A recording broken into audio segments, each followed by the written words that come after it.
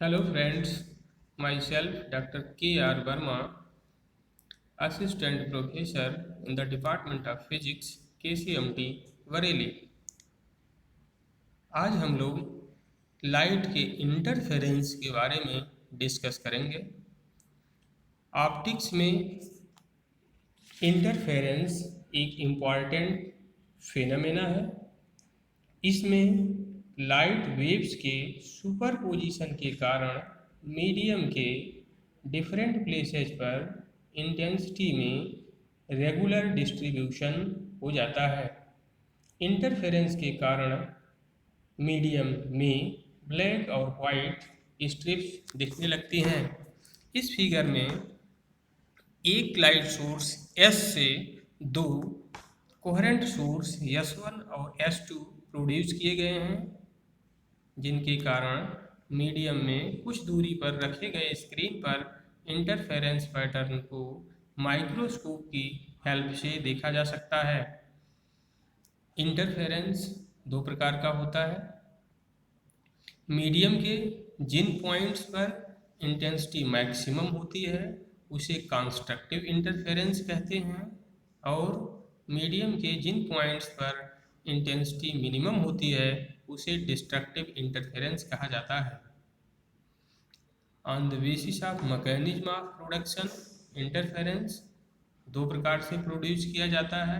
First है interference due to division of wave front. Second है interference due to division of amplitude.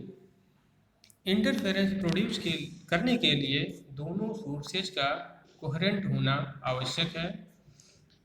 Optics में वे दो light source coherent light source कहलाते हैं यदि उनसे निकलने वाले लाइट बीम्स की वेवलेंथ, फ्रीक्वेंसी और आयाम सेम हो।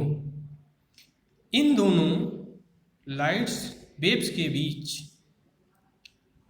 कांस्टेंट फेज डिफरेंस हो या फेज डिफरेंस का जीरो बना रहना आवश्यक है। इंटरफेरेंस को अच्छी तरीके से समझने के लिए सुपरपोजिशन का भी समझना आवश्यक है।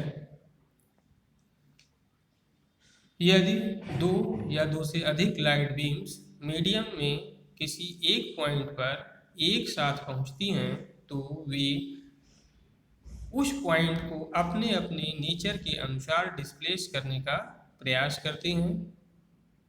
फलस्वरूप उस पॉइंट का रिजल्टेंट डिस्प्लेसमेंट या एम्पलीट्यूड वहाँ पर पहुँचने वाले सभी वेव्स के इंडिविजुअल एम्पलीट्यूड के एल्जेब्राइक सम के इक्वल होता है।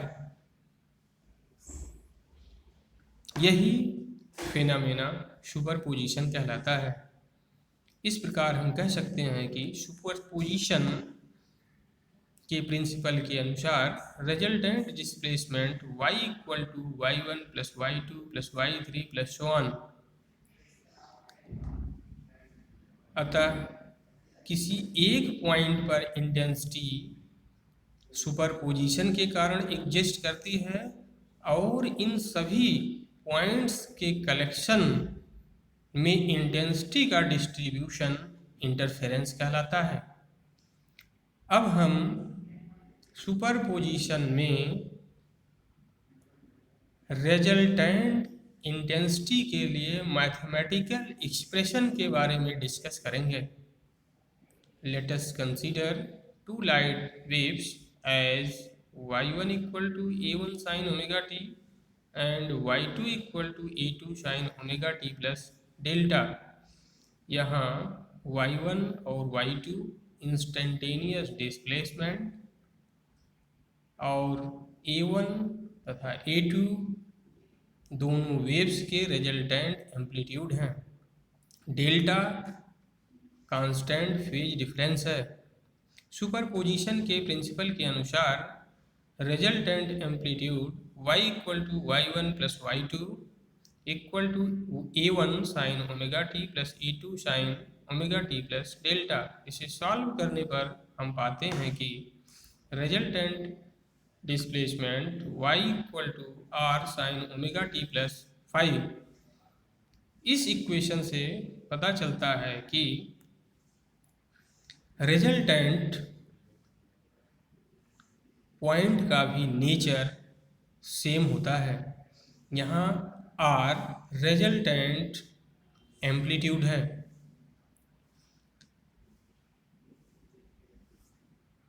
सॉल्व करने पर हमें मिलता है कि r square equal to a one square plus a two square plus twice a one a two cos delta, और रिजल्टेंट वेव्स का फेज tan डे phi equal to a two sine delta upon a one plus a two cos delta equation से प्राप्त होता है।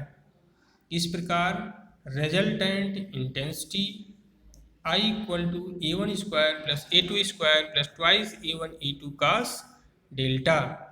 इस intensity के maximum होने के लिए, that is for constructive interference, I equal to a one plus a two plus twice a one a two, दोनों लाइट वेव्स के इंटेंसिटी के टर्म में I equal to I one plus I two plus two root I one I two. इस प्रकार हम देख सकते हैं कि रिजल्टेंट इंटेंसिटी का मान दोनों लाइट सोर्सेज के अलग अलग इंटेंसिटी के सम से भी अधिक है।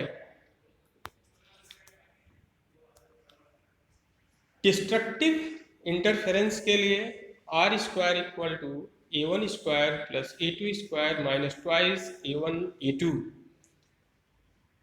इंटेंसिटी के टर्म में I equal to I one plus I two minus two root I one I two, which will have zero value. इस प्रकार हम देखते हैं कि इंटरफेरेंस में कुछ पॉइंट पर इंटेंसिटी अधिकतम यानी मैक्सिमम और कुछ पॉइंट्स पर मिनिमम होती है।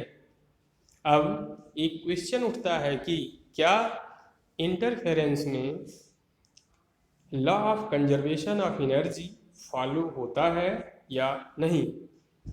इसके लिए हम इंटरफेरेंस में एवरेज इंटेंसिटी कैलकुलेट करते हैं। इसके लिए इंटेंसिटी और फेज में एक ग्राफ खींचा जाता है जो इस फिगर में दिखाया गया है। एक साइकिल के लिए एवरेज इंटेंसिटी को इस सूत्र से कैलकुलेट करते हैं। I average equal to integral 0 to 2 pi I d delta upon 0 to 2 pi d delta. I की वैल्यू रखने और सॉल्व करने के पश्चात हम पाते हैं कि I average equal to I1 plus I2।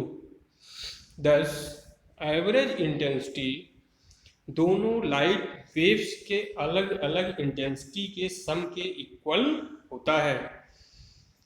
इस प्रकार law of conservation of energy follow हो रहा है और हम कह सकते हैं कि मिनिमम यानी कंस्ट्रक्टिव इंटरफेरेंस पॉइंट की एनर्जी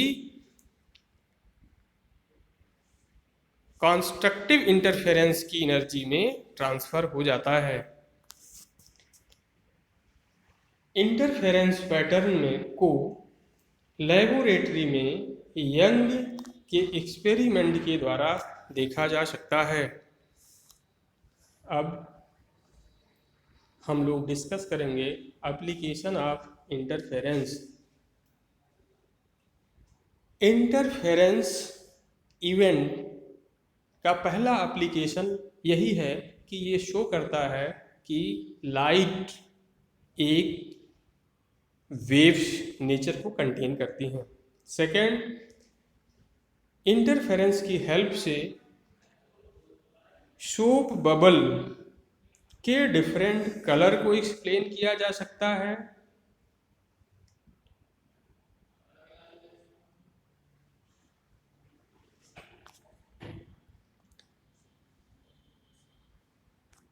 पानी की सतह के ऊपर तेल की लेयर से डिफरेंट कलर को भी इंटरफेरेंस की हेल्प से एक्सप्लेन किया जा सकता है। इसके अलावा इंटरफेरेंस के और भी ढेर सारे एप्लीकेशन हैं, जैसे कि जितने भी इंटरफेरोमीटर्स होते हैं वो सभी इंटरफेरेंस के ही प्रिंसिपल पर कार्य करते हैं।